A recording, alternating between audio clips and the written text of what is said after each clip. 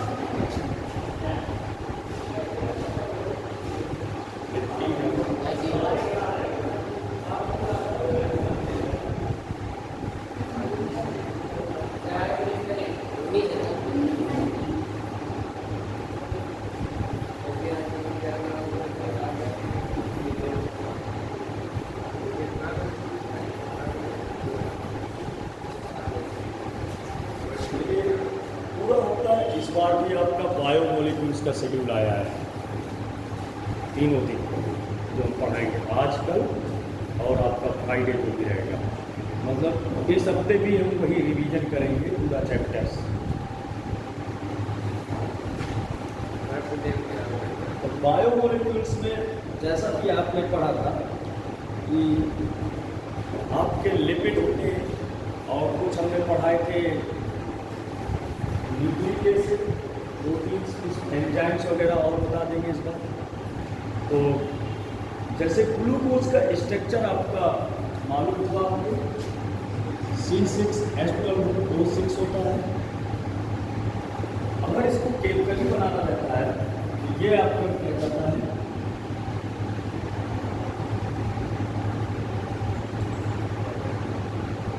इसमें लगता है तो इसमें से CH2OH लग जाता है, यहाँ पे CH2OH लगेगा। और कहाँ जुड़ेंगे, हाँ आपके OH यहाँ लगेंगे, यहाँ पर भी लगेंगे और यहाँ भी लगेंगे। तो इसमें से मतलब कह दिया जाएगा कि OH अब फिर आपका ऊपर तरफ तो जब C6 जितने भी आपके ऑक्सीजन के मॉलिक्यूल्स होंगे उतने आपके कार्बन होंगे। अब कार्बन और ऑक्सीजन मिलकर आपके क्या रहेंगे, 1 2 3 4 5 5 2 7 लगभग 6 के आसपास। तो उसके बाद फिर इनमें भी आपके जुड़ेंगे, पूरे के पूरे आपके CH2OH रहेंगे।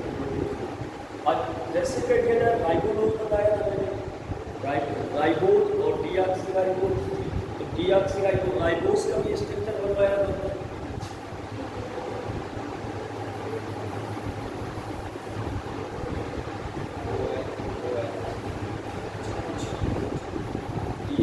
राइबोज का स्ट्रक्चर था CH2OH करके कहिए। ये आपका पेंटोज शुगर कहलाता है। पेंटोज शुगर में जैसे यहाँ से कंप्लीट करते हैं 1 2 3 4 5 और 5 आपका रहता है। ये लिपिड्स जो होते हैं हमारे इनसॉल्युबल होते हैं, मतलब लिपिड जितने रहते हैं वो अघुलनशील होते हैं। लिपिड्स अघुलनशील रहेगा।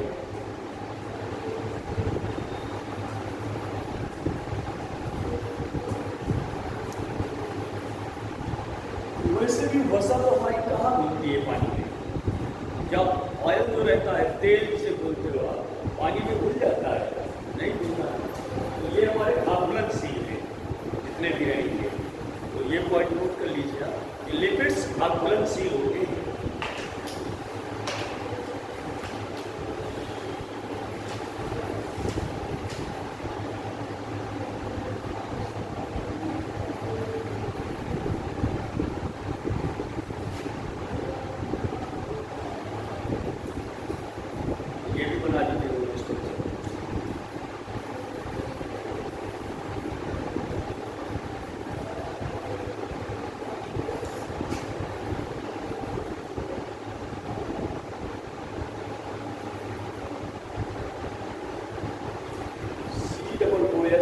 NH2 और H आपकी ग्लाइसिन से लगेंगे।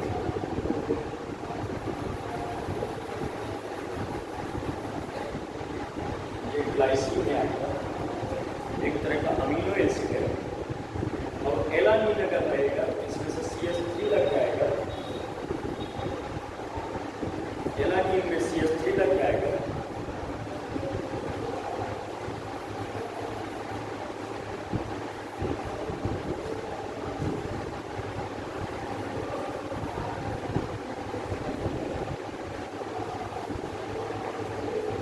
ये आपका एलानीन है, CH3 रहेगा। अगर सेरीन का बनेगा तो CH2OH लगेगा आपका,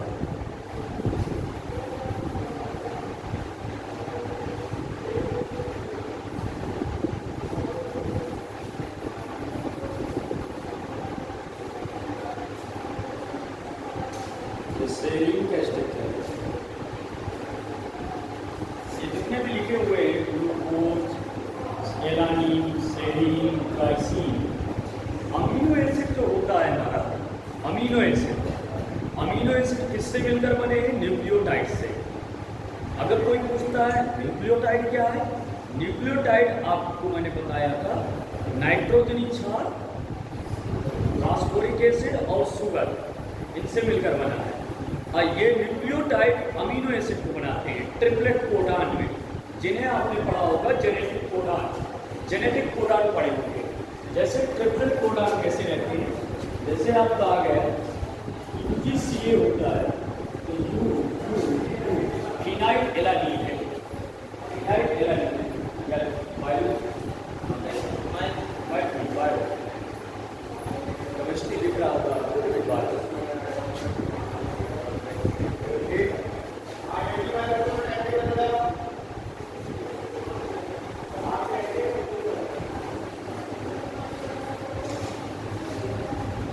उसके बाद फैटी एसिड होता है, फैटी एसिड में CH2 का बोर्ड आपके प्रोटीन मॉलिक्यूल्स होते हैं जो कार्बोक्सिल के जुड़े होते हैं।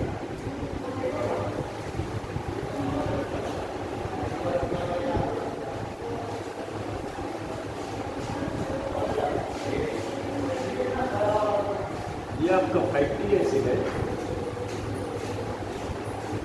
इसी को हम पाल्मिटिक एसिड बोलते हैं।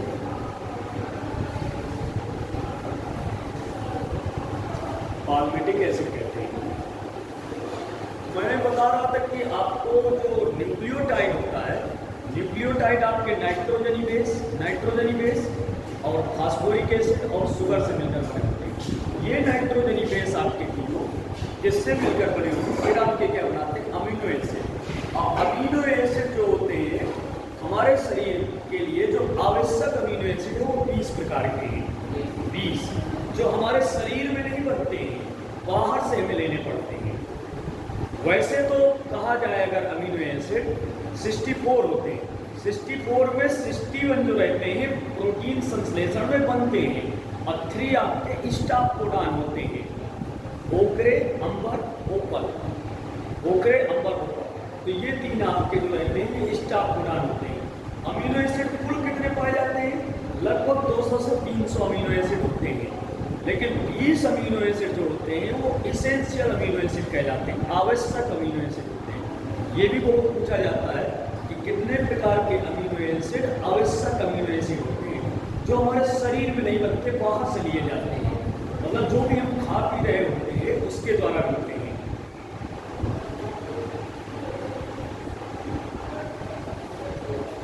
नोट कर लिए। अगर ग्लिसरॉल कहता है आपको,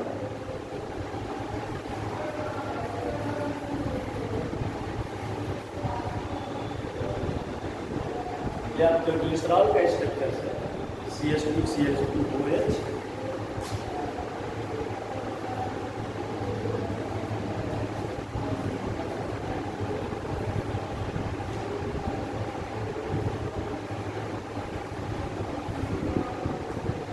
ठीक है।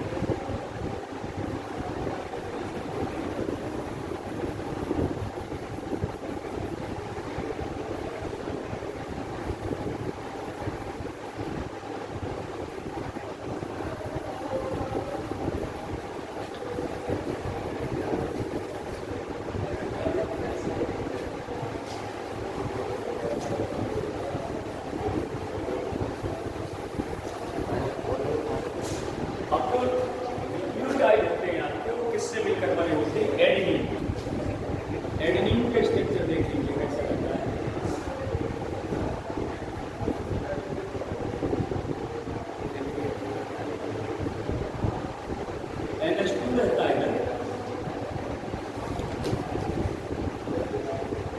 यहाँ NH लगा होता है, यहाँ N लगा होता है, ये N रहती है और आपके ये हमारा क्या हो गया, एडेनिन हो गया।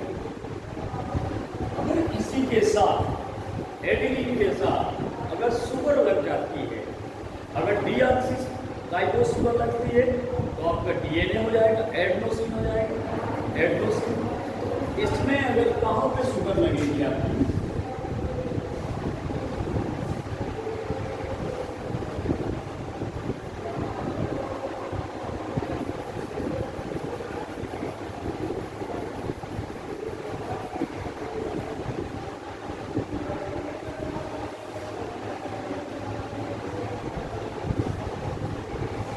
हमारी क्या लग जाती है, एडेनिन लग जाता है।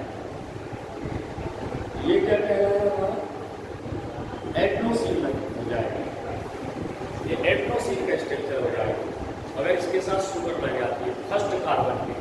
ये पूछा जाता है कि किस कार्बन नंबर पे आपका एडेनिन अटैच होता है। और एडेनिन हमारा क्या है, प्यूरीन है कि पायरिमिडीन है, प्यूरीन है ना, एडेनिन प्यूरीन है कि पायरिमिडीन है, प्यूरीन नहीं पता, एडेनिन प्यूरीन है या पायरिमिडीन है, हाँ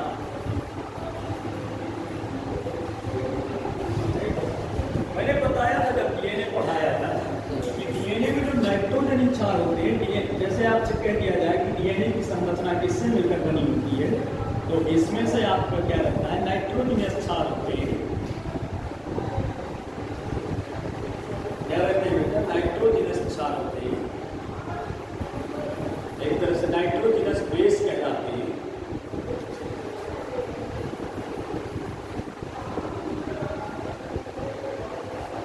नाइट्रोजनी क्षार होते हैं, नाइट्रोजनी क्षार हमारे क्या होते हैं, AGCT। अगर डीएनए की चर्चा है, डीएनए की चर्चा है, अगर डीएनए की चर्चा नहीं है, आरएनए की चर्चा है तो AGCU है, ये आरएनए की चर्चा है, टी की जगह यू हो जाता है। अगर प्यूरीन कहते हैं हम, तो प्यूरीन हमने बोला था क्या रहता है, ए और जी हमारे प्योर है, AG हमारे प्योर है, बाकी सब हमारे स्वराय है, मतलब बाकी सब हमारे पायरिमिडीन है। AG हमारे प्योर है, ये भी पूछा जाता है कि हमारे क्या क्या है, एडेनिन और ये, फिर उस ये बना दीजिए आपको,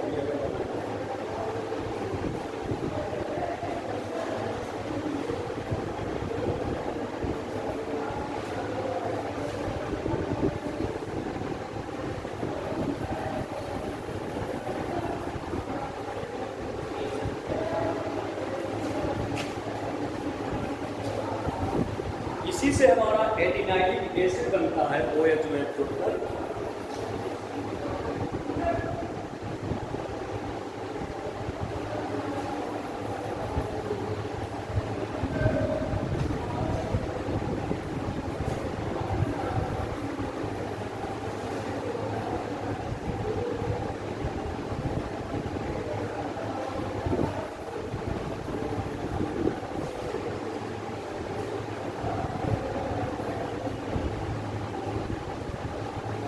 ये आपको यहाँ पे CH2 लग जाएगा, इस पे CH2 OCH2 से जुड़ जाएंगे,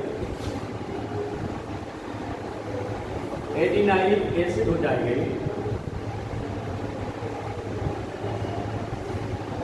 जो कि फास्फोरिक एसिड बन गया है, H3PO4 से जुड़ गए ये आपका एडिनाइलिक एसिड है।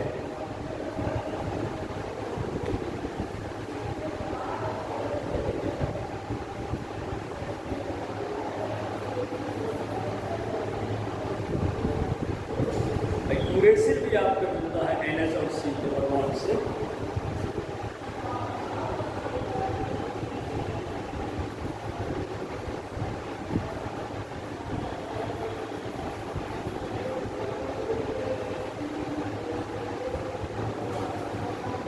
ये आपका यूरेसिल है, इसमें से एस बॉन्ड जो रहता है NH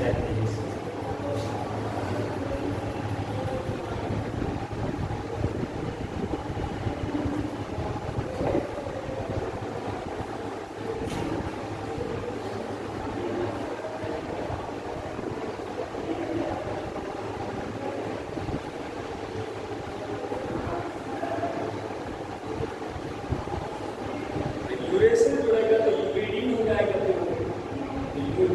आपका क्या यूरेसिल जुड़ जाएगा डीऑक्सीराइबोज में। तो अगर यूरिडीन बनाना हो तो न्यूक्लियोसाइड कैसे रहेगा, ये बात है।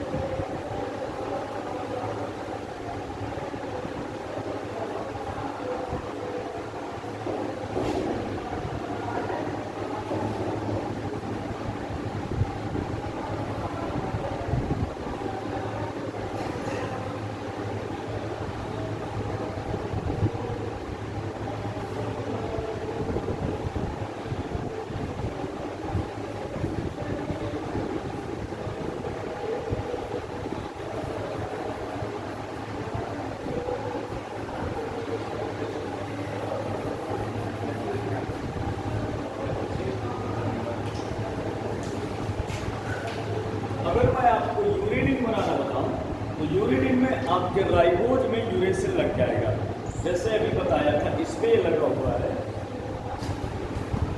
HOCH2 लगा के।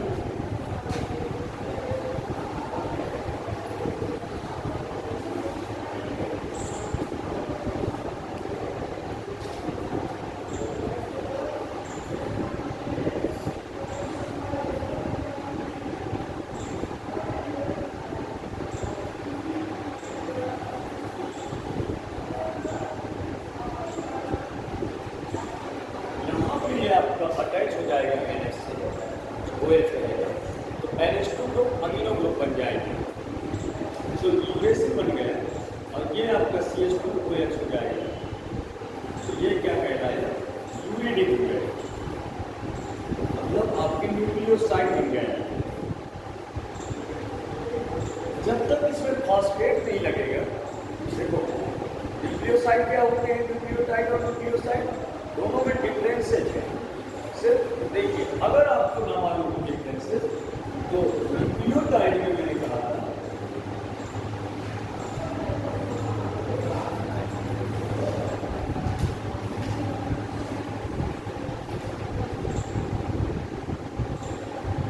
न्यूक्लियोटाइड में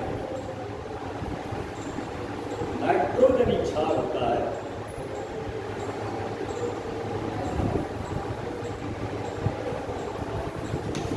शर्करा होती है और फास्फोरिक एसिड होता है।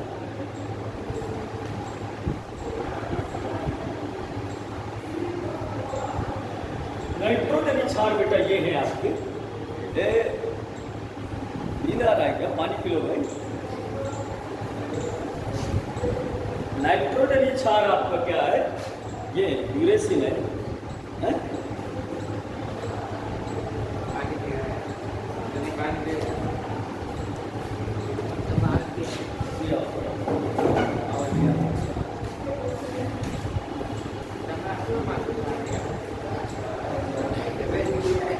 न्यूक्लियोसाइड आपके क्या है, देखिए न्यूक्लियो न्यूक्लियोटाइड में नाइट्रोजन क्षार, शर्करा, फास्फोरिक एसिड।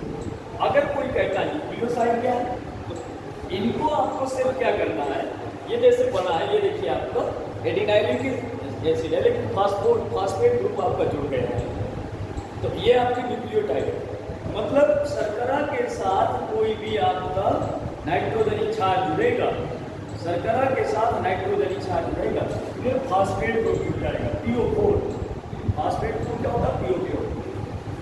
अगर फास्फेट ग्रुप नहीं जुड़ा है, जैसे ये है हमारा ड्यूरेशन लगा है, शर्करा लगी है, तो नाइट्रोजन क्षार है, शर्करा है, फास्फेट नहीं लगा है, इसको क्या लिख दिया, न्यूक्लियोसाइड। केमिकल स्ट्रक्चर के बारे में भी बहुत पूछा जाता है। अब ये पूछा जाता है किस कार्बन पे लगे रहते हैं। अगर पूछ लिया जाए न्यूक्लियोसाइड में नाइट्रोजन क्षार कहाँ अटैच होता है, एक कार्बन आपका, ये इधर पे लगा है ना, फर्स्ट पे, ये फर्स्ट पे लगा है ना, फर्स्ट पेंटोज होती है ना, ये पेंटोज शर्करा है, ये भी आपका नीट में आता है कि किस कार्बन पे कौन अटैच होता है। फास्फेट किससे अटैच होता है, 5 पे अटैच होता है। मतलब सीरियल नंबर भी अगर टफ पेपर आता है तो सीरियल नंबर पूछा जाता है। इतना तो मालूम होना चाहिए आपको, केमिकली भी आपको मालूम होना चाहिए। तो इसलिए जो एनसीईआरटी में फिगर बने हुए हैं केमिकल स्ट्रक्चर, वो ऐसे तब नहीं बनेगी, उनकी भी एक इम्पोर्टेंसी है, वो भी आपकी महत्वपूर्ण है कि जो भी एनसीईआरटी का फिगर बना हुआ है वो क्या शो करता है, कहाँ से कौन शुरू करते हैं, नंबरिंग कैसे करते हैं केमिस्ट्री। इस वजह से केमिस्ट्री बहुत मतलब अच्छे से पता होना चाहिए कि केमिस्ट्री में कहाँ से सीरियल नंबर चालू करते हैं, कहाँ इलेक्ट्रॉन मिलेगा, क्या रहेंगे, और भी इसमें से। तो ये न्यूक्लियोटाइड हो गया। अगर न्यूक्लियोसाइड कोई कहता है तो न्यूक्लियोसाइड में नाइट्रोजन क्षार,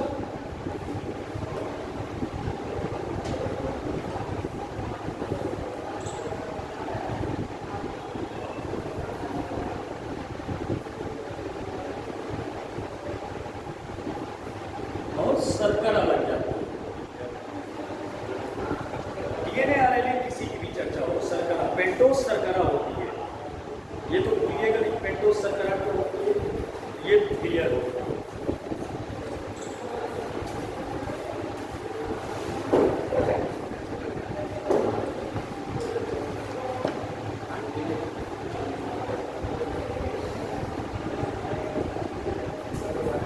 ये सीख चुके हो कि लिखाना है आपको न्यूक्लियोसाइड न्यूक्लियोटाइड।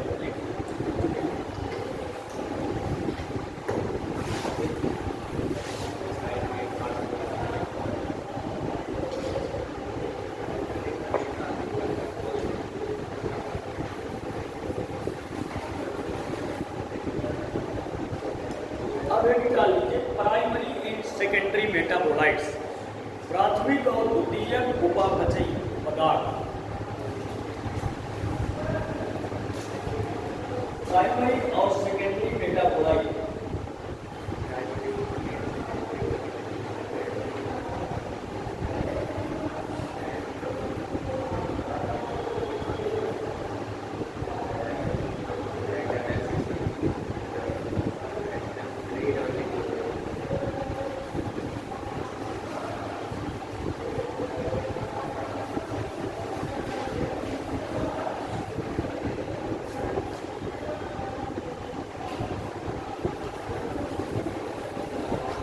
प्राथमिक एवं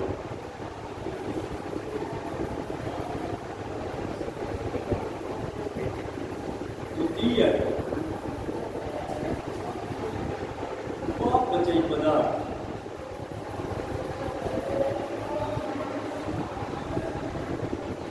प्राइमरी एंड सेकेंडरी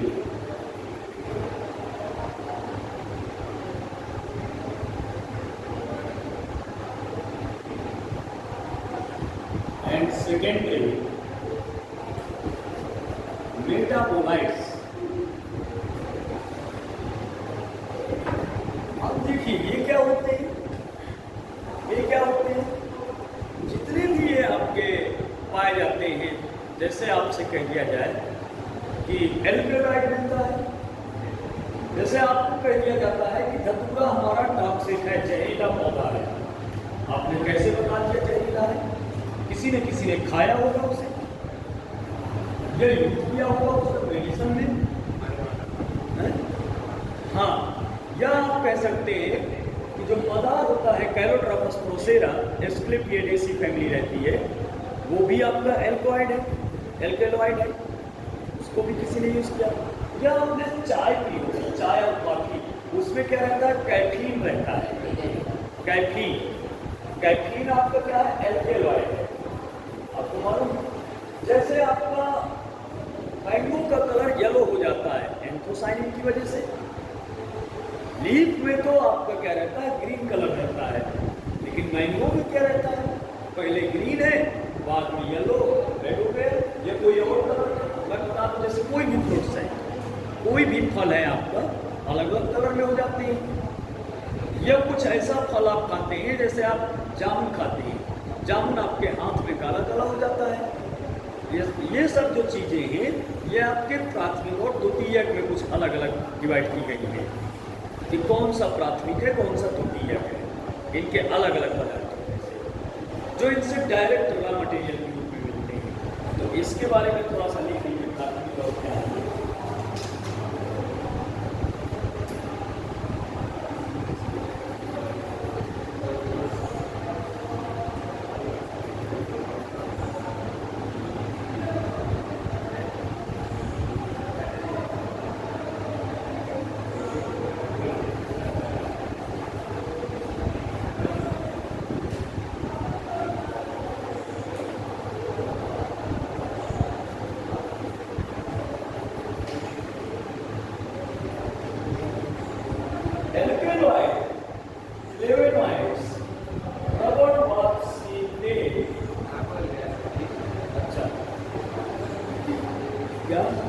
इसमें लिखना है आपको, लिख लीजिए।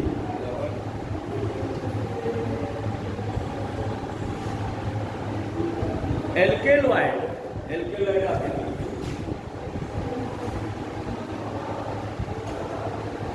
एल्केलॉइड्स, इनके जो सेकेंडरी मेटाबोलाइट्स हैं आपके मॉर्फिन, कोडीन। मॉर्फिन जानते हैं किससे निकाला जाता है?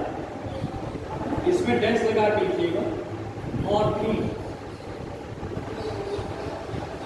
मॉर्फिन हमारा पॉपी से निकाला जाता है, ओपियम को, पैपेवर सोम्निफेरम से। आपने अफीम नाम सुना? अफीम के पोखरे से आपका ये निकाला जाता है, मॉर्फिन या पॉपी प्लांट से। तंबाकू में भी तो निकोटीन पाया। हाँ, उसमें निकोटीन रहता है सारा। टोबैको प्लांट होता है, टोबैको निकोटियाना, उसमें निकोटीन रहता है। ये सब आपके नर्वस सिस्टम में डायरेक्ट मारते हैं, डायरेक्ट नर्वस सिस्टम में जो कंट्रोल करते हैं। ये टोबैको का है। निकोटीन आपका किसका है? टोबैको का है। मॉर्फिन और कोडीन भी इसमें लिख लीजिए।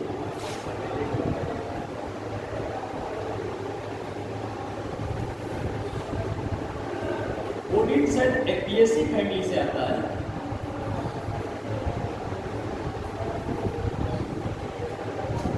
और टर्पिनॉइड से आता है। वो पिगमेंट्स आपके कैरोटीनॉइड, पिगमेंट्स में लिख लीजिए कैरोटीनॉइड और एंथोसाइनिन है।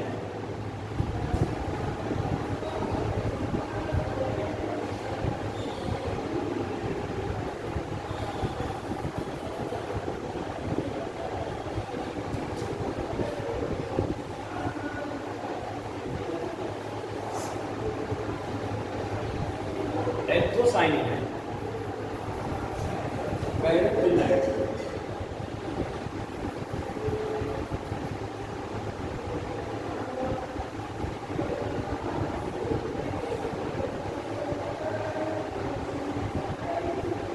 आपने क्लोरोप्लास्ट पढ़ा होगा, क्लोरोप्लास्ट या प्लास्टिड पढ़े होंगे। Plastid are 3 types, leucoplast, chloroplast, chloroplast. एक आपका क्लोरोप्लास्ट तो आपका ग्रीन होते हैं, ल्यूकोप्लास्ट और क्रोमोप्लास्ट। ल्यूकोप्लास्ट आपका कलरलेस है, फिर आपका क्रोमोप्लास्ट रहते हैं। ये एंथोसाइनिन वगैरह जो रहते हैं, जो पेटल्स के कलर, मतलब फूल की पंखुड़ियों के कलर होते हैं, या पुष्प या फलों के जो रंग बिरंगे कलर होते हैं वो एंथ्रोसाइनिन की वजह से रहता है, एंथ्रोसाइनिन की वजह से। अगला इसमें से टर्पिनॉइड डाल लीजिए, मोनोटर्पीन्स और डाइटर्पीन्स, टर्पिनॉइड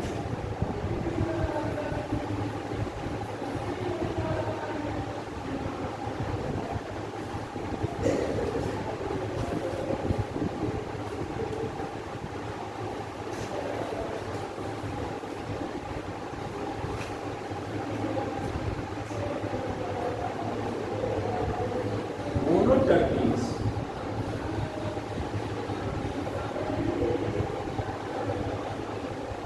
diterpenoid,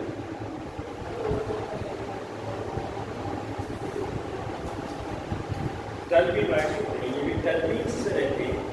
कुछ एसेंशियल ऑयल होते हैं। आपने एक लेमन ग्रास पढ़ा होगा, आजकल काफी चल रहा है। लेमन ग्रास बोले तो उसको खाने से नींबू जैसा स्वाद रहता है, उसका ऑयल निकाला जा रहा है, तेल निकाला जा रहा है उसका बहुत सारा। तो लेमन ग्रास भी आता है उसमें से।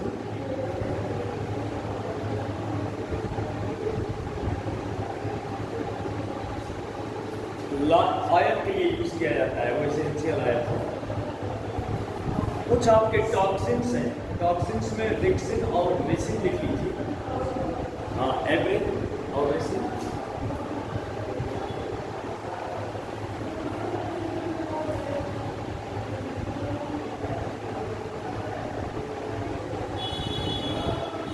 टॉक्सिन है।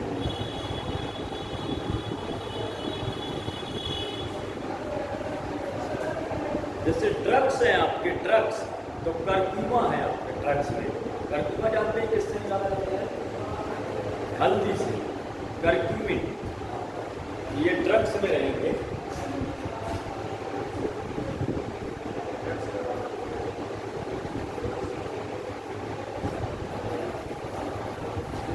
ड्रग्स आपके कर्क्यूमिन से रहेंगे। अब कुछ आपके पॉलीमेरिक सब्सटेंसेस हैं, जैसे रबड़ आता है, गम आता है, और आपके सेलुलोज आते हैं, पॉलीमेरिक सब्सटेंसेस।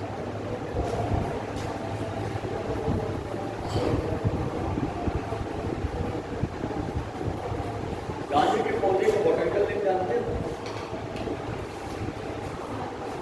गांजा नाम सुना है? गांजा जानते हो बोटेनिकल नेम क्या होता है? वनस्पति नाम।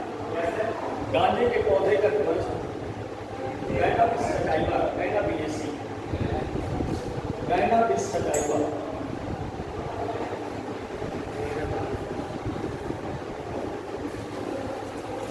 कैनाबियेसी।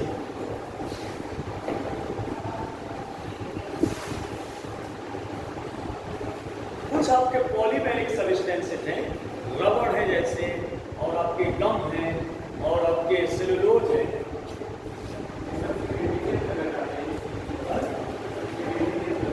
हाँ, सब सेकेंडरी। ये भी आता है, एल्कलाइड भी लगता है इसमें, ये भी रहते हैं।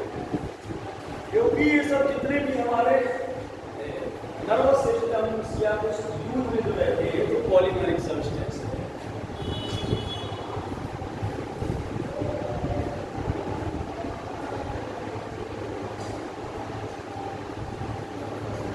गम जानते हो? गम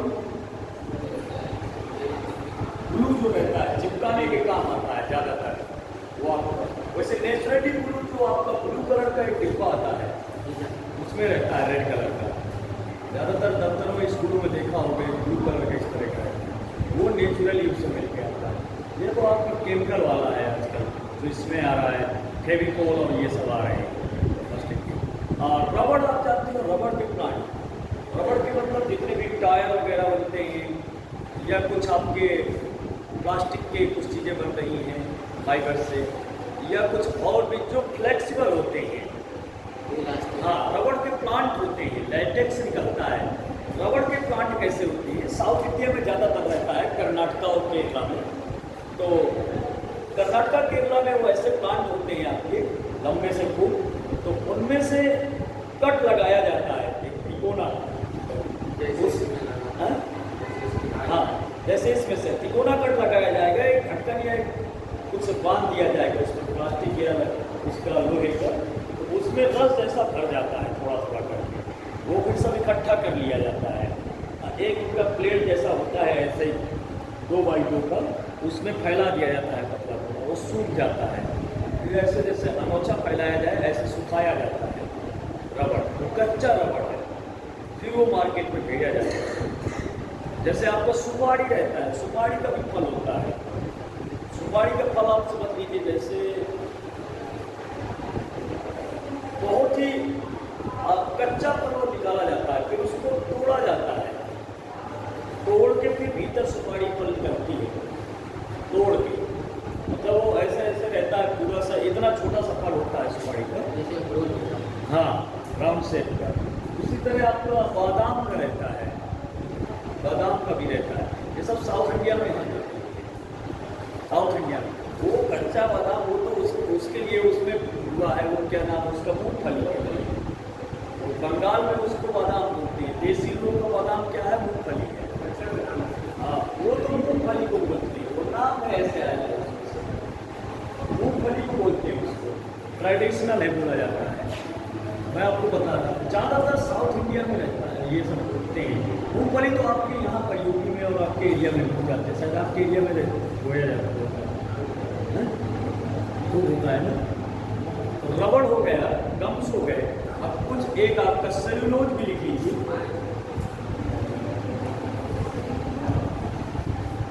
सेलुलोज,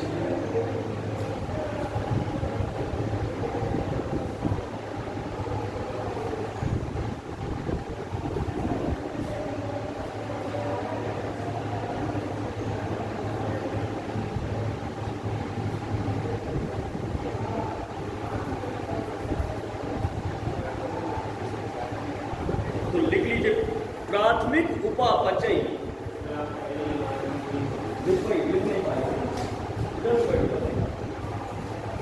प्राथमिक उपापचय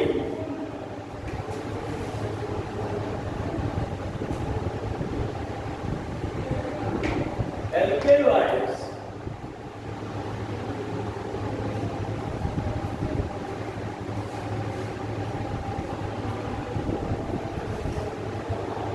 एल्केलॉइड लिखा है,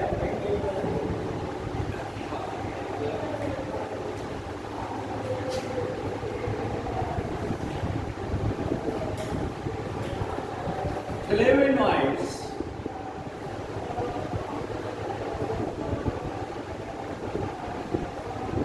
फ्लेवोनॉइड्स, रबड़, रबड़, आवश्यक तेल, एंटीबायोटिक, एंटीबायोटिक, रंगीन वर्णक, गम मसाले, एंटीबायोटिक, रंगीन वर्णक, गम मसाले, सेंट, सेंट जानते हो कैसे लिखा जाता है इंग्लिश में, हम लोग बोलते हैं ना सेंट, सेंट बोला जाता है ना, महकता है, वो इंग्लिश शब्द बोलते हैं, ये है सेंट, सेंट इंग्लिश का वर्ड है वो। उसका रीजन ये है, हम लोग इंग्लिश नहीं जानता, हम लोग हिंदी नहीं, मतलब इंग्लिश नहीं जानता था, हमारे यहाँ राज किसने किया है, अंग्रेजों ने किया है ज़्यादातर लोग 100 सालों तक लगभग, और 100 क्या वो लगभग 200 सालों तक, सिराजुद्दौला से लगाकर अभी का, सिराजुद्दौला 1797 में आक्रमण किया तो मान ली पहला,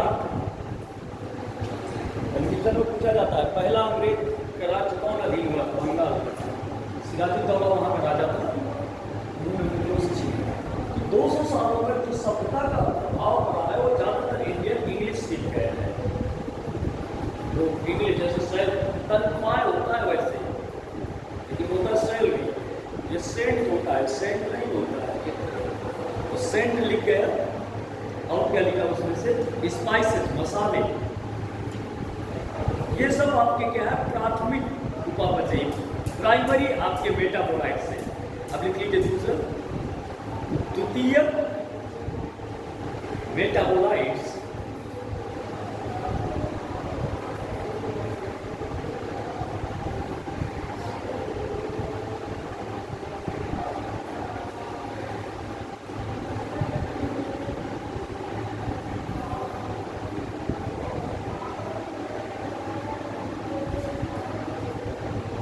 आपकी लिखाई में है, द्वितीय वाले जो रहते हैं इसमें से जो एग्जाम्पल अभी बताएंगे इसके अंदर ये, हाँ ये द्वितीय वाले इसके अंदर जो बताएंगे उसके अंदर के पार्ट आपको रबड़, ड्रग्स, ये सब आपके इसमें से।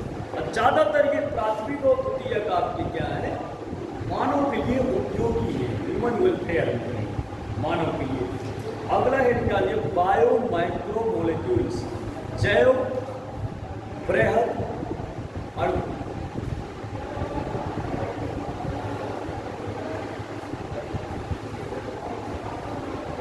बायो माइक्रो मोलिक्यूल्स, जैव बृहद अणु, ये क्या रहते हैं, इनका आणविक भार 18 से लेके 800 डाल्टन, 18 से लेके 800 डाल्टन, 800 डाल्टन ये आसपास होता है।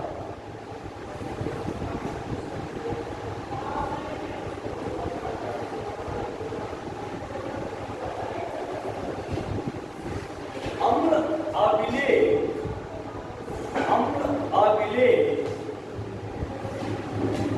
अंश में केवल 4 प्रकार के कार्बनिक यौगिक, 4 प्रकार के कार्बनिक यौगिक, प्रोटीन, न्यूक्लिक अम्ल, पॉलीसैकेराइड्स, प्रोटीन, न्यूक्लिक अम्ल, पॉलीसैकेराइड्स और लिपिड्स मिलते हैं। पॉलीसैकेराइड्स और लिपिड्स मिलते हैं।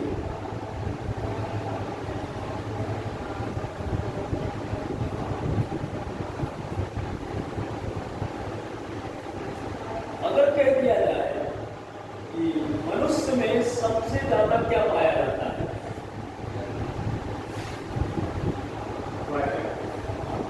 पाया जाता है नहीं होता।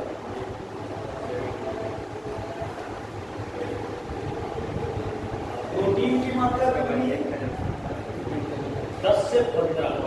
लिख लीजिए कोशिकाओं का औसत संगठन, कोशिकाओं का औसत संगठन जब 70 से 90%, जब 70 से 90%, प्रोटीन 10 से 15%,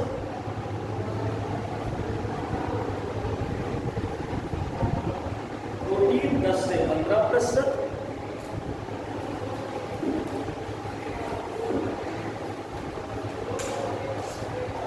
और कार्बोहाइड्रेट 3%, लिपिड 2%, न्यूक्लिक अम्ल 5 से 7%, न्यूक्लिक अम्ल 5 से 7%, आयरन 1%।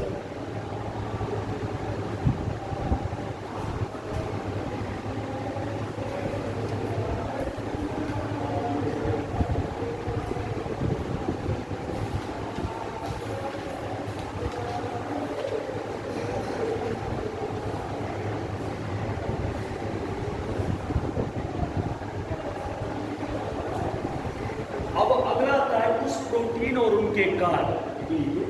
कोलेजन,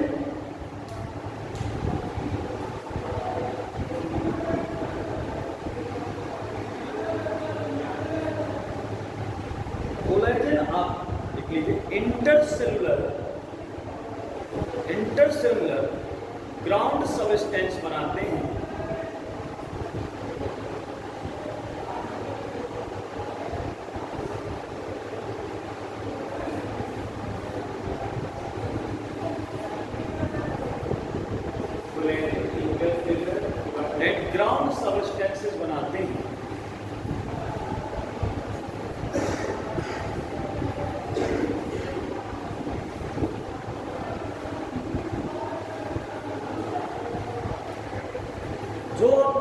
साइटोप्लाज्म में मिलता है माइक्रोमोलेक्यूल्स, वो इनसॉल्युबल होता है। आप लिख सकते हैं कोशिका द्रव्य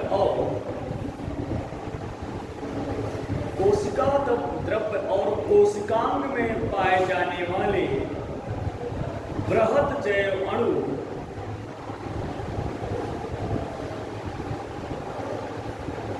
अघुलनशील होते हैं।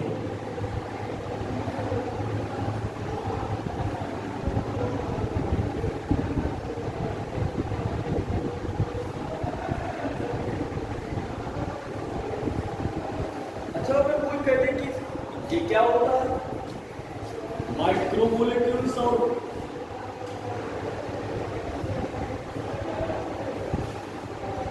माइक्रोमोलेक्यूल्स,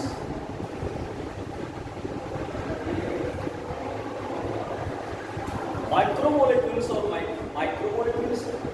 इनका मोलिकुलर वेट 1000 से कम।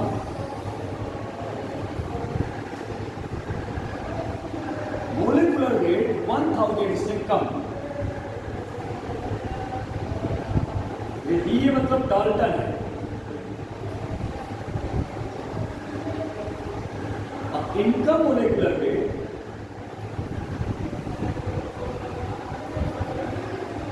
1000 से ज्यादा,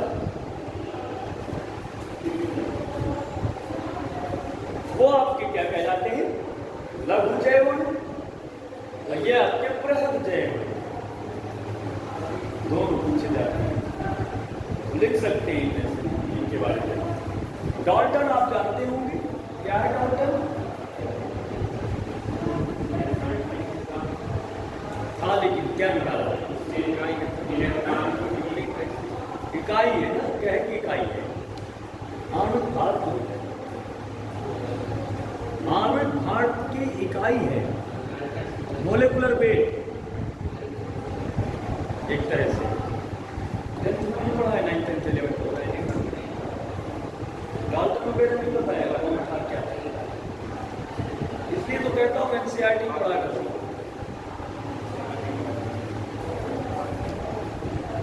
इसमें लिख सकते हो ये कि ये क्या है, लघु अणु कहलाते हैं, लघु जैव अणु, हिंदी में अगर लिख तो।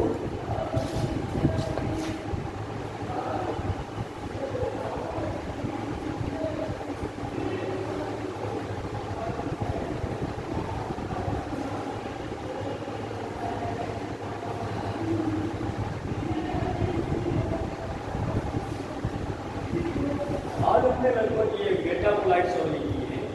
इस हफ्ते एक दिन प्रोटीन पढ़ा देंगे, फिर अगले दिन एंजाइम के बारे में डिटेल बता देंगे। तो जो केमिकल ओरल रिटन पूरा कंप्लीट हो जाएगा। मुझे इतने दिन पढ़ाते हो गए, पहली बार ऐसा मिला है कि 1-2 हफ्ते से चला हुआ कोई चैप्टर लगातार 3-6 क्लास में क्यों भाई, जो है बहुत कम मिलता है, तो लगातार अच्छा है आपके लिए 5-6 क्लास। प्रोटीन के बारे में बताएंगे, प्रोटीन क्या है, अमीनो एसिड थोड़े बहुत क्या है। प्रोटीन वैसे जनरली आप समझ जाइए, न्यूक्लियोटाइड से अमीनो एसिड से प्रोटीन। बहुत सारे अमीनो एसिड कार्बोक्सिल और अमीनो ग्रुप से बने होते हैं, जो जुड़े होते हैं। अब वो अमीनो एसिड दोनों से जुड़कर आपका पेप्टाइड बॉन्ड बनाते हैं, अब पेप्टाइड बॉन्ड आपके पॉलीपेप्टाइड में जुड़कर एक प्रोटीन का निर्माण करते हैं। अमीनो एसिड जानते हो ना, कार्बोक्सिल ग्रुप और NH2 ग्रुप, ये कौन सा ग्रुप कहलाता है?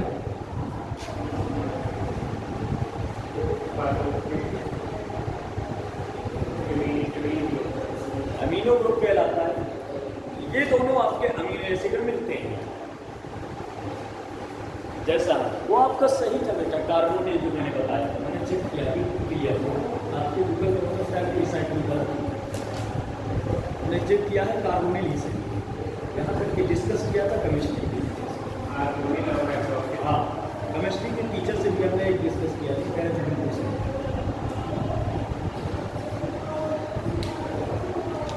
प्रोटीन बता रहा था मैं कि प्रोटीन किससे मिलकर बने। अगर कोई भी आपसे पूछता है प्रोटीन का काम क्या होता है, अब बने किससे होते हैं? अमीनो एसिड से मिलकर बने होते हैं प्रोटीन हमारे। अमीनो एसिड किससे मिलकर बना होता है? न्यूक्लियोटाइड से। और न्यूक्लियोटाइड किससे मिलकर बने होते हैं? नाइट्रोजनी छाछ, शुगर और आपके फास्फोरिक एसिड से। इनका काम हमारे बिल्डिंग ब्लॉक के लिए, मतलब सेल की मरम्मत के लिए, कोशिकाओं की मरम्मत के लिए रहता है। मान लीजिए बचपन से अगर आपको ज़्यादा अच्छा प्रोटीन मिलता रहा तो बहुत अच्छे हेल्दी हो जाएंगे आप। प्रोटीन की ज़रूरत होता है। प्रोटीन मतलब जनरली आपको क्या रहता है, बनता है अमीनो एसिड, क्योंकि जो इसेंशियल अमीनो एसिड होता है वो फूड से मिलता है। फूड से जो ज़्यादा अच्छा न्यूट्रिशन वाला फूड वाला खाना खाता है उसके ऑटोमेटिक प्रोटीन से बनता रहता है, या तो फिर अलग से वो प्रोटीन खाना चालू करते हैं। तो आपने देखा होगा डॉक्टर्स भी जब कोई बीमार हो जाता है तो प्रोटीन का पाउडर देता है। उसका रीज़न क्या है कि जो अलग से हमारे अमीनो एसिड है वो मिल जाएंगे उसको। हाँ, अब प्रोटीन भी साथ में मिलेगी जिससे वो वीकनेस उसका खत्म हो जाएगा। इस वजह से जरूरी रहता है। ज़्यादातर आपके मिल्क में मिल जाता है सब कुछ। मिल्क में अगर मिल्क पीते हैं आप बचपन से तो सब कुछ ज़्यादातर मिल जाएगा। उसमें बहुत सारा चीज़ें रहता है, कैल्शियम भी रहता है, प्रोटीन्स भी रहते हैं, विटामिन्स भी रहते हैं। इस चैप्टर को एक बार और थोड़ी पढ़िएगा अच्छे से। जो भी क्वेश्चन रहेंगे इस बार